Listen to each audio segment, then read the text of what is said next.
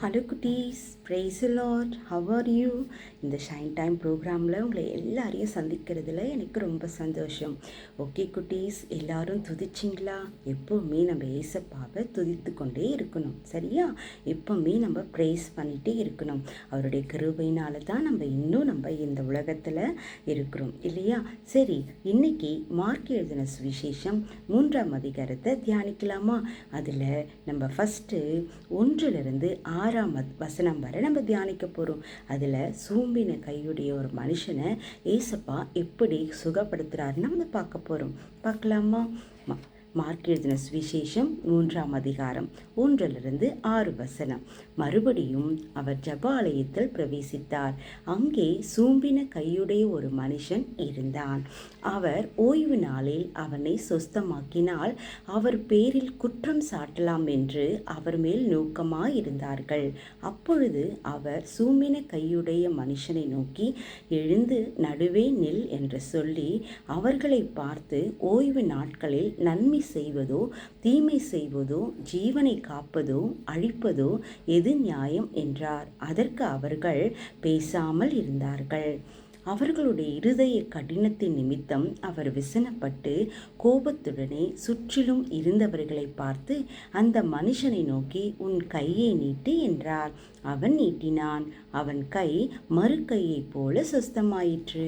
உடனே பரிசேயர் புறப்பட்டு அவரை கொலை செய்யும்படி அவருக்கு விரோதமாக ஏரோதியாருடைய கூட ஆலோசனை பண்ணினார்கள்.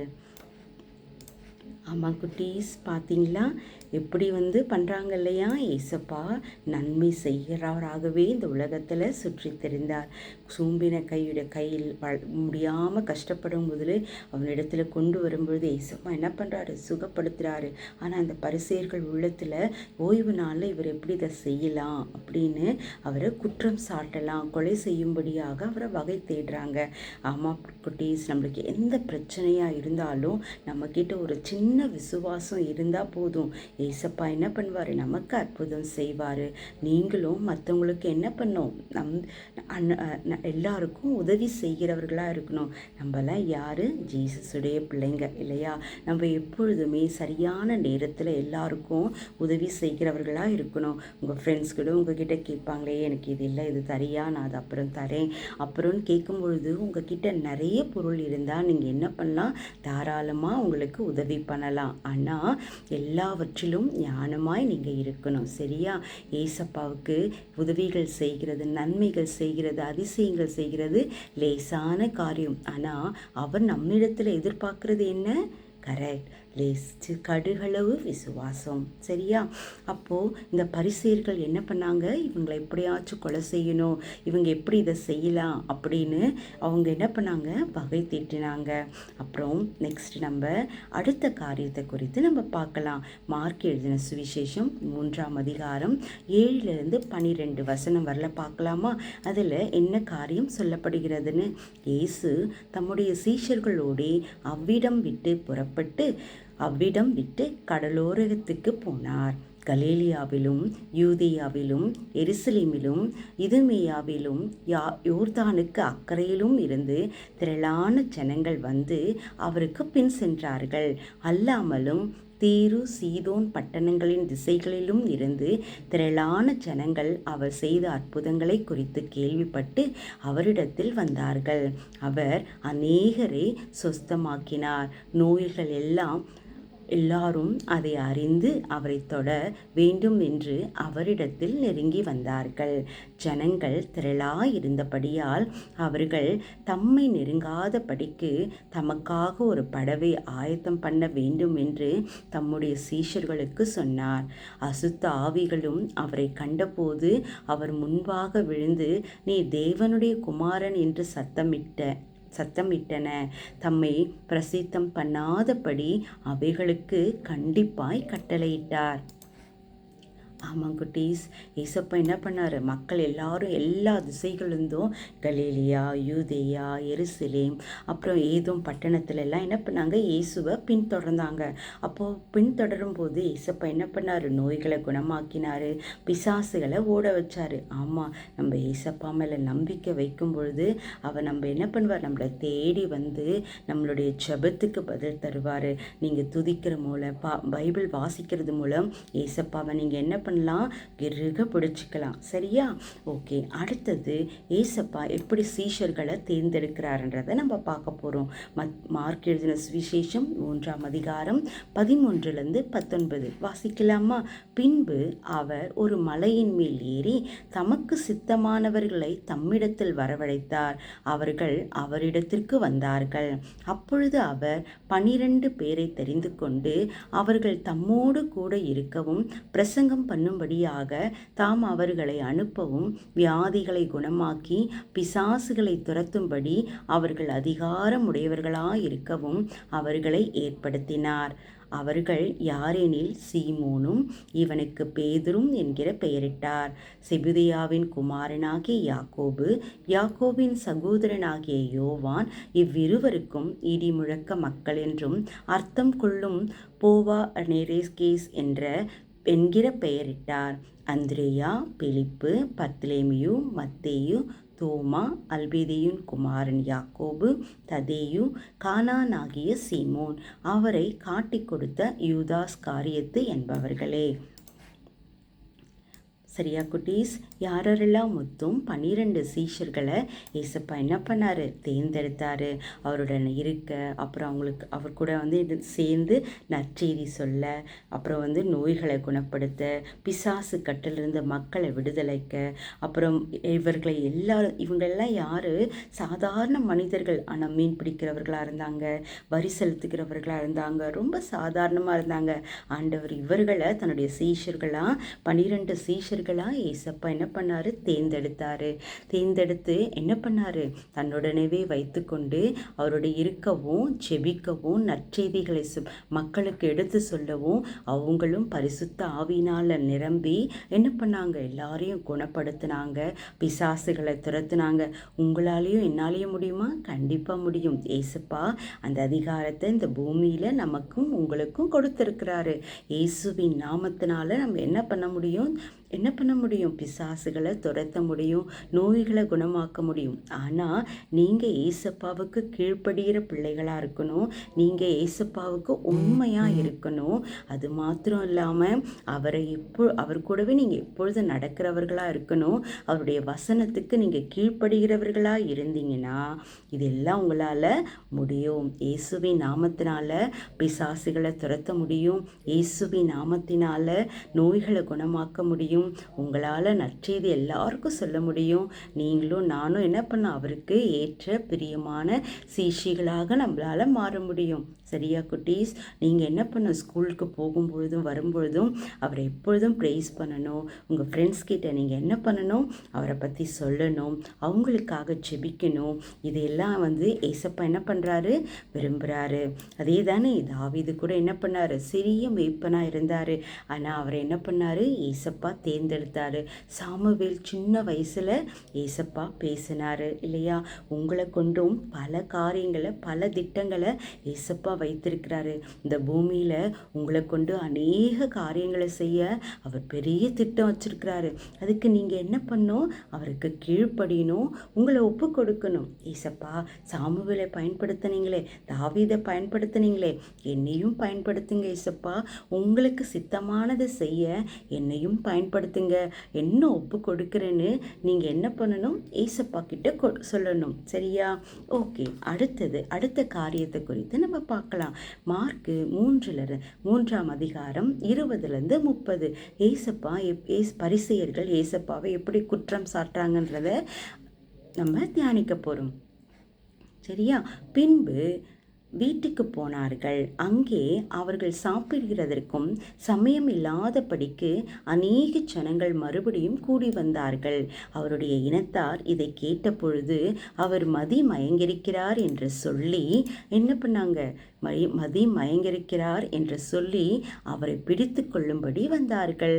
எருசலேமிலிருந்து வந்த வேத பாரகர், இவன் பேசில் செபுளே கொண்டிருக்கிறான், பிசாசுகளின் தலைவனாலே பிசாசுகளை துரத்துகிறான் என்றார்கள். அவர்களை அவர் அழைத்து ஓமைகளாய் அவர்களுக்கு சொன்னதாவது, சாத்தானை சாத்தான் துரத்துவது எப்படி? ஒரு ராஜ்யம் தனக்குத்தானே விரோதமாய் பிரிந்திருந்தால் அந்த ராஜ்யம் நிலை நிற்க மாட்டாதே. ஒரு வீடு தனக்குத்தானே விரோதமாக பிரிந்திருந்தால் அந்த வீடு நிலை நிற்க மாட்டாதே. சாத்தான் தனக்குத்தானே விரோதமாக எழும்பி பிரிந்திருந்தால் அவன் நிலை நிற்க மாட்டான், அழிந்து போவான். பலவானை முந்தி கட்டினால் ஒழிய ஒருவனும் பலவானுடைய வீட்டுக்குள் புகுந்து அவன் உடைமைகளை கொள்ளையிடக்கூடாதே. கட்டினே ஆகில் அவன் வீட்டை கொள்ளையிடுவான். மெய்யாகவே நான் உங்களுக்கு சொல்லுகிறேன், மனுஷன் செய்யும் எல்லா பாவங்களும் அவர்கள் தூஷிக்கும் எந்த தூஷணங்களும் அவர்களுக்கு மன்னிக்கப்படும். ஒருவன் பரிசுத்த ஆவிக்கு விரோதமாக தூஷணம் சொல்லுவான் ஆகில் அவன் என்றென்றைக்கும் மன்னிப்படையாமல் நித்திய ஆக்கினைக்குள்ளாயிருப்பான் என்றார். அசுத்த ஆவிகளை கொண்டிருக்கிறான் என்று அவர்களை சொன்னபடியினாலே அவர் இப்படி சொன்னார். பார்த்தீங்களா குட்டீஸ், பரிசேயர்கள் என்ன பண்ணுறாங்க, ஏசப்பா இவ்விதமாக அற்புதங்களை செய்கிறாருன்றதை பொறுக்க முடியாமல் என்ன பண்ணுறாங்க, சதி செய்கிறாங்க. சாத்தானுடைய சக்தினால் அவங்க என்ன பண்ணுறாங்க, சதி செய்கிறாங்க. இயேசு சொன்னார், ஒரு வீடு தனக்குள் பிரிந்தால் அது என்ன ஆகாது, நிலை நிற்காது. நாம் நல்லது செய்தாலும் சிலர் என்ன பண்ணுவாங்க, தவறாக புரிஞ்சுப்பாங்க. நம்ம என்ன செய்யணும், நல்லது செய்து ஏசப்பாவை நம்ம என்ன பண்ணோம், நம்பணும். அது மட்டும் இல்லாமல் ஒரு காரியத்தை நீங்கள் செய்கிறதா இருந்தால் முதலாவது நம்ம ஆயத்த ஜெபம் செய்யணும். எப்படி, பலவானை நம்ம முந்தி கட்டினால் ஒழிய அவனுடைய பொருள்களை நம்மளால் என்ன பண்ண முடியாது, கொள்ளையிட முடியாது. யார் அந்த பலவான்? கண்டிப்பாக பிசாசனுடைய வல்லமைகளை தந்திரங்களை நம்ம கட்டணும். மனுஷனுடைய கிரிகைகளை நம்ம கட்டணும். அப்போ நம்ம கட்டி செபிச்சு நம்ம ஏசப்பா கிட்ட ஒப்பு கொடுக்கும் பொழுது ஏசப்பா நமக்கு என்ன பண்ணுவார், பெரிய ஜெயத்தை தர வல்லவராக இருக்கிறாரு. அப்போது ஒவ்வொரு செயல்லையும் நம்ம என்ன பண்ணோம், ஏசப்பாவை முழுமையாக நம்பணும். நம்ம எது செஞ்சாலும் நிறைய பேர் குற்றம் சொல்ல நம்மளை சுற்றி இருப்பாங்க. ஆனால் ஏசப்பா என்ன சொல்கிறாருன்னு நீங்கள் லிசன் பண்ணி நீங்கள் ஒரு காரியத்தை செய்யணும். உங்கள் நம்ம மனசில் தோணும், இது சரி, இதை செய்யலாம், எனக்கு இப்படி தோணுது, நான் செய்கிறேன் அப்படின்றது கன்ஃபர்மேஷன் இல்லை. ஏசப்பா கிட்ட முழங்கால் படிட்டு, ஏசப்பா இந்த காரியத்தில் எனக்கு இந்த ஒரு ஆலோசனை கிடைக்குது, இதில் நான் என்ன செய்யணும், எனக்கு ஆலோசனை தாங்க, இந்த காரியத்தை குறித்து நான் என்ன செய்யணும், நான் என்னுடைய முழு இருதயமும் உங்களையே நான் சார்ந்திருக்கணும் ஏசப்பா, இதில் நான் எப்படி முன்னேறி வெற்றி பெறணும், எனக்கு ஞானத்தை தாங்கப்பான்னு நீங்கள் சின்ன சின்ன விஷயத்தில் தாவீதை போல நீங்கள் கேட்டிங்கன்னா ஏசப்பா என்ன பண்ணுவார், உங்களுக்கு சொல்ல வல்லவராக இருக்கிறாரு. அதே மாதிரி நீங்கள் ஜெபிக்கும் போகிறதுக்கு முன்னாடி எப்போவுமே அவரை என்ன பண்ணும், நீங்கள் துதிக்கணும். துதிக்கும் பொழுது சாத்தானால் அங்கே இருக்க முடியாது. ஏன்னா நீங்கள் துதிக்கும் பொழுது ஏசப்பாவுடைய பிரசன்னம் இறங்கும். அதுக்கப்புறம் தான் நீங்கள் ஜெபம் செய்யணும். அப்போ ஏசப்பாவுடைய பிரசன்னம் இறங்கும் பொழுது உங்கள் ஜெபத்தினால பல கிரிகைகள் கட்டப்பட்டு உங்களுக்கு நீங்கள் கேட்குறத ஏசப்பா ஏற்ற நேரத்தில் ஏற்ற காலங்களில் தர வல்லவராக இருக்கிறாரு. ஏசப்பால கூடாத காரியம் எதா இருக்கா? இல்லை. சரி, ஓகே. அடுத்தது ஏசப்பாவுடைய உண்மையான குடும்பம் யாரு? மார்க்கு 3ஆம் அதிகாரம் 31லிருந்து 35வது வசனம் வரல நம்ம வாசிக்கலாமா? அப்பொழுது அவருடைய சகோதரரும் தாயாரும் வந்து வெளியே நின்று அவரை அழைக்கும்படி அவரிடத்தில் ஆள் அனுப்பினார்கள். அவரை சுற்றிலும் உட்கார்ந்திருந்த ஜனங்கள் அவரை நோக்கி, இதோ உம்முடைய தாயாரும் உம்முடைய சகோதரரும் வெளியே நின்று உம்மை தேடுகிறார்கள் என்றார்கள். அவர்களுக்கு அவர் பிரதியுத்தரமாக, என் தாயார் யார், என் சகோதரர் யார் என்று சொல்லி தம்மை சூழ உட்கார்ந்திருந்த அவர்களை சுற்றி பார்த்து, இதோ என் தாயும் என் சகோதரரும் இவர்களே, தேவனுடைய சித்தத்தின்படி செய்கிறவன் எவனோ அவனே எனக்கு சகோதரனும் எனக்கு சகோதரியும் எனக்கு தாயுமாய் இருக்கிறான் என்றார். பார்த்தீங்களா குட்டீஸ், ஏசப்பாவுடைய குடும்பம் யாரு? நீங்களும் நானும் தான். நீங்கள் ஏசப்பாவினுடைய சித்தத்தின்படி நீங்கள் சேர்ந்தீங்கன்னா அவர் எப்படியா இருப்பார்? சகோதரரா, சகோதரியா, தாயா, தகப்பனா, உங்களுக்கு எல்லாமா அவர் இருப்பார். அப்போது நீங்களும் நானும் ஏசப்பா கிட்ட ஒப்பு கொடுக்கணும். ஏசப்பா, உங்கள் சித்தத்தின்படி ஒவ்வொரு காரியத்தையும் செய்ய என்ன ஒப்பு கொடுக்குறேன். நான் நிறைய நேரங்களில் தவறி விழுந்துடுறேன் ஏசப்பா. ஆனால் நீங்கள் எனக்கு உதவி செய்யுங்க, எனக்கு கிருபை தாங்க. உங்களை நான் பின்பற்ற எனக்கு உதவி செய்யுங்க. நீங்கள் என் கரத்தை பிடிச்சிக்கோங்க ஏசப்பா. நான் உங்கள் கரத்தை பிடிச்சா இந்த உலக பிரகாரமான காரியங்களில் அநேக நேரங்களில் நான் விழுந்துருவேன். பெருமையில், இச்சையில், பொறாமையில், அப்புறம் மீட்டிமையான கண்களினால் நான் விழுந்து போயிடுவேன் ஏசப்பா. என்னை மன்னிங்க. நீங்கள் என் கரத்தை பிடிச்சிக்கோங்க. நீங்கள் என்னை கரத்தை பிடிச்சிங்கன்னா இந்த உலகத்தில் இருக்கிற எத்தனை காரியங்களை நான் பார்த்தாலும் நான் கீழே விழமாட்டேன் ஏசப்பா. ஏன்னா நீங்கள் என்னை பிடிச்சிக்கிறீங்க இல்லையா அப்படின்னு உங்களுக்கு சொல்ல தரணும். சரியா? நீங்கள் ஏசப்பா கிட்ட ஒப்பு கொடுக்கணும். ஏசப்பா, என் கரத்தை பிடிச்சிக்கோங்க. நான் படிக்கிறதில் சின்சியராக இருக்கணும். என் மம்மி டாடிக்கு நான் கீழ்ப்படிக்கணும். உங்கள் வசனத்துக்கு நான் கீழ்ப்படியணும். உங்கள் சுவிசேஷத்தை எல்லாருக்கும் நான் சொல்கிறவளாக இருக்கணும். எனக்குள்ள பெருமை வரக்கூடாது. அப்புறம் என்ன கூட வரக்கூடாது, எரிச்சல் வரக்கூடாது. மனிதர்கள் குறித்த காரியத்தில் எனக்கு சஞ்சலம் வரக்கூடாது. யார் என்ன நினைச்சாலும், யார் என்னை விட்டு போனாலும் நம்ம என்ன பண்ணணும், நான் என்ன பண்ணணும், உங்களை நான் கெட்டிமாக பிடிச்சிக்கணும். உங்களுக்காக நான் என் ஜீவனுள்ள நாளெல்லாம் ஓடணும் ஏசப்பா. என்ன ஒப்பு கொடுக்குறேன்னு அப்படின்னு இன்னைக்கு ஒப்பு கொடுக்கணும். சரியா? இன்னைக்கு நம்ம மார்க் எழுதின சுவிசேஷம் 3ஆம் அதிகாரத்தை நம்ம தியானித்தோம். என்னென்ன தியானித்தோம்? ஏசப்பா சூமின கையுடைய மனுஷனை குணமாக்கினாரு. அதே போல் நீங்களும் நானும் ஏசப்பாவுடைய நாமத்தினால அநேக பிசாசுகளை துரத்தணும், வியாதிகளை சுகப்படுத்திருக்கணும். அதுக்கான ஹோலி ஸ்பிரிட்டு நம்ம ஏசப்பா கிட்ட கேட்கணும் இன்னைக்கு. சரியா? அடுத்தது இன்னைக்கு யாரெல்லாம் தேர்ந்தெடுத்தாரு? சீஷர்கள், 12 சீஷர்கள் வேணும்னு ஏசப்பா தேர்ந்தெடுத்தாரு. என்ன தேர்ந்தெடுத்தாரு? 12 சீஷர்கள் எதுக்கு? என் கூட இருக்கணும், சுவிசேஷத்தை சொல்லணும், அப்புறம் நோய்களை குணமாக்கணும், பிசாசுகளை துரத்தணும், எல்லாரும் பரிசுத்த ஆவியினால் நிரம்பி இந்த உலகத்துக்கு அவங்க சுவிசேஷம் சொல்கிறவர்களாக இருக்கணும்னு ஏசப்பா என்ன பண்ணார்? 12 சீஷர்களை தேர்ந்தெடுத்தார். அப்புறம் யார் இயேசுடைய குடும்பமாக இருக்க முடியும்னு சொன்னார்? கண்டிப்பாக யார்? நீங்களும் நானும். யார் அவருடைய சித்தத்தின்படி செய்கிறாங்களோ அவங்கெல்லாம் யார்? ஜீசஸுடைய பிள்ளைங்க. அவங்க தான் அவருக்கு சகோதரிகள். இது எவ்வளோ அருமையான விஷயம் இல்லையா? அவருடைய சகோதரிகள் பிள்ளைகள் நம்ம சொல்லிக்கிறதுல ஏசப்பா எவ்வளோ பெருமையாக இருக்கிறாருல்ல. அப்போது நம்ம அவருடைய சித்தத்தின்படி செய்யணும். நீங்கள் ஒரு காரியத்தை செய்கிறதுக்கு முன்னாடி பலவான கட்டி நிற்கி செபிக்கணும். சரியா? சும்மா சாதாரணமாக ஏசப்பா இருக்கிறாரு பார்த்துப்பாரு நம்மளாம் போகக்கூடாது. அவர் சமூகத்தில் நம்ம காத்திருந்து நம்மளை ஒப்பு கொடுத்து செபிக்கும் பொழுது உங்கள் காரியங்கள் ஏசப்பா வாய்க்க செய்வார். சரி, இன்னைக்கு நம்ம அதை ஒப்பு கொடுப்போமா? எல்லாரையும் கண்ணு மூடுறீங்களா? நீல் டவுன் பண்ணுறீங்களா? ப்ரேயர் பண்ணலாமா? அன்புள்ள தகப்பனே, இதோ இந்த நிகழ்ச்சியை பார்த்து கொண்டிருக்கிற ஒவ்வொரு சிறு பிள்ளைகளை உங்கள் ரத்த கோட்டைகளை மறைத்து செபிக்கிறேன்ப்பா. தகப்பனே, ஆண்டவரே, உமக்கு பிரியமானவர்களாய் இந்த பிள்ளைகள் தங்களை ஒப்பு கொடுக்குறாங்கப்பா. உம்முடைய சித்தத்தின்படி அவர்கள் செய்து இந்த பூமியில் அவர்கள் வெளிச்சம் கொடுக்கிறவர்களாய் நீர் மாற்றுங்க. ஒவ்வொரு சிறு பிள்ளைகளை அப்பா ஆண்டவரே உங்கள் கரத்தில் ஒப்பு கொடுத்து செபிக்கிறேன்ப்பா. ஒவ்வொரு சிறு பிள்ளைகளும் இந்த பூமிக்கு ஆண்டவரே வெளிச்சம் உள்ளவர்களாய் உம்முடைய சுவிசேஷத்தை எங்கும் பரவக்கூடியவர்களாய் மாற்றுங்கப்பா. சிறு பிள்ளைகளுக்கு விரோதமாக எழும்புகிற பொல்லாத பிசாசின் வல்லமைகளை, தந்திரங்களை இயேசுவின் நாமத்தில் கட்டி செபிக்கிறேன்ப்பா. பிள்ளைகள் கீழ்ப்படியக்கூடாதபடி ஆண்டவரே தடை பண்ணுகிற பொல்லாத பிசாசின் கிரிகைகளை இயேசுவின் நாமத்தில் கட்டி செபிக்கிறேன்ப்பா. அது மாத்திரம் இல்லை ராஜா, ஒவ்வொரு பேரண்ட்ஸை தொடுங்கப்பா.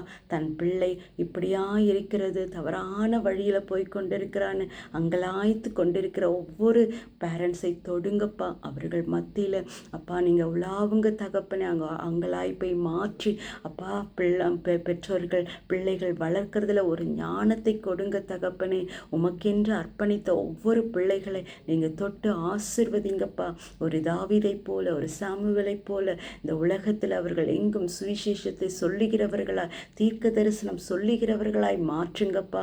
அவர்களுடைய எஜுகேஷனை ஆசிர்வதிங்கப்பா. படிப்பில் சிறந்து விளங்க, ஒழுக்கத்தில் சிறந்து விளங்க, ஸ்பிரிச்சுவல் ஆவிக்குரிய வாழ்வில் சிறந்து விளங்க ஆசிர்வதிங்கப்பா. ஒவ்வொரு பிள்ளைகளை உங்கள் ரத்த கோட்டைகளை ஒப்பு கொடுத்து ஜெபிக்கிறேன்.